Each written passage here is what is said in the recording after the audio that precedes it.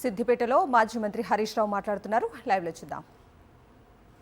నన్ను అడిగింది, నాకు గుంటడి భూమి లేదు, నేను కూలికి పోతా, వ్యవసాయం కూలికి నాట్లేయడానికి పోతా, నేను మున్సిపాలిటీలో ఉన్నా అనే పేరు మీద ఉపాధి హామీ కార్డు లేదనే పేరిట నాకెందుకు ఆత్మీయ భరోసా ఇవ్వరని ఈ ఊర్లో భాగ్యం అడిగింది. ఇప్పుడు నేనైనా అడుగుతా ఉన్న కాంగ్రెస్ పార్టీ, ఉపాధి హామీకి వ్యవసాయ కూలికి ఎందుకు లింక్ పెడతా ఉన్నారు?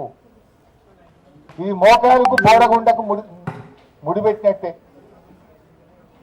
మోకాలికి బోడిగుండుకి ముడిపెట్టడం. మీరు ఊర్లలో గ్రామ సభ పెట్టినప్పుడు నిజంగా భూమి లేని వాళ్ళ కాదా? కూలికి పోతారా లేదా చూసి వాళ్ళకి వ్యవసాయ కూలీలు ఇవ్వాలి. మీరు ఇవాళ ఉపాధి హామీ కార్డుతో ముడిపెట్టి 20 రోజులు పనిచేస్తేనే ఇస్తామని ముడిపెట్టి రేషన్ కార్డుకు ముడిపెట్టి రకరకాల సాకుల పేరు మీద కోతలు పెడతా ఉన్నారు. రాష్ట్రంలో 1 కోటి మంది కూలీలుంటే కేవలం 6 లక్షల మందికి మాత్రమే ఈ పథకం ఇస్తామంటున్నారు. అంటే 6 పైసలు ఇస్తున్నారు, 94 పైసలు ఎగబెడుతున్నారు. 6 పైసలు ఇచ్చి మా పథకం అమలైపోయింది అంటున్నారు. కోత పెట్టిందేమో 94 పైసలు, ఎగబెట్టింది 90 పైసలు, ఇచ్చింది 6 పైసలు. ఇది మీ కాంగ్రెస్ పాలన. భాగ్యమ్మకు మీరు ఇచ్చే సమాధానం ఏంది? భాగ్యమ్మకు గుంటడి భూమి లేదు, కూలికి పోతున్నది, ఎందుకు ఇయ్యవు భాగ్యమ్మకు అని మేము అడుగుతా ఉన్నాం. అంటే ఎన్నికలప్పుడు మీరు మాటలు చెప్పారు, ఇప్పుడు మాత్రం ప్రజల్ని మోసం చేసే ప్రయత్నం చేస్తున్నారు.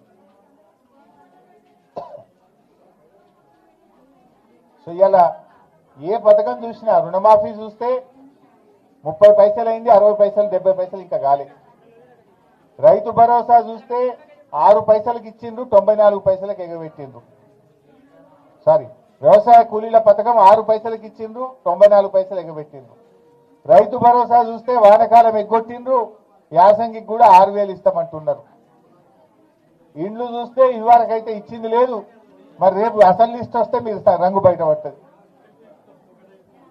పేదలకు అర్హులకు ఇవ్వాలి తప్ప ఇన్ఛార్జ్ మినిస్టర్ పేరిట మీరు కాంగ్రెస్ కార్యకర్తలకు కట్టబెట్టే ప్రయత్నం చేస్తే ప్రజల తిరుగుబాటు తప్పదని చెప్పి, ఉన్న వాళ్ళకి ఇస్తే అనర్హులకు ఇస్తే ప్రజా తిరుగుబాటు తప్పదని కూడా మేము హెచ్చరిస్తా ఉన్నాం. అదేవిధంగా రేషన్ కార్డులు కూడా వెంటనే ఇన్కమ్ లిమిట్లను పెంచి పట్టణ ప్రాంతాల్లో, గ్రామీణ ప్రాంతాల్లో ఆనాడు కేసీఆర్ గారు పెంచారు, ఇప్పుడు మీరు కూడా పెంచి అర్హులందరికీ కూడా రేషన్ కార్డులు ఇవ్వాలని కూడా కోరుతా ఉన్నాం. ఇలా ప్రోటోకాల్ కూడా పాటించడం లేదు. కాంగ్రెస్ పార్టీ ఎమ్మెల్యేలు ఉన్న కాడనేమో ప్రజాపాలనలో ఎమ్మెల్యే ఫోటో పెడుతుండ్రు, బీఆర్ఎస్ పార్టీ ఎమ్మెల్యేలు ఉంటే ఎమ్మెల్యే ఫోటో పెట్టలేరు మీరు. ఇదేం పద్ధతి? ఇదే జిల్లాలో వేరే దగ్గర మనం చూస్తే కాంగ్రెస్ ఎమ్మెల్యే ఉన్న కాడ బెజ్జంకిలో ఫోటో పెడుతున్నారు, నారాయణఖేడ్లో ఫోటో పెడుతున్నారు. మరి బీఆర్ఎస్ ఎమ్మెల్యేల దగ్గర ఎందుకు పెట్టారు? ప్రోటోకాల్ అనేది అందరికీ సమానంగా ఉండాలి, ఎమ్మెల్యే అయినా ఎంపీ అయినా.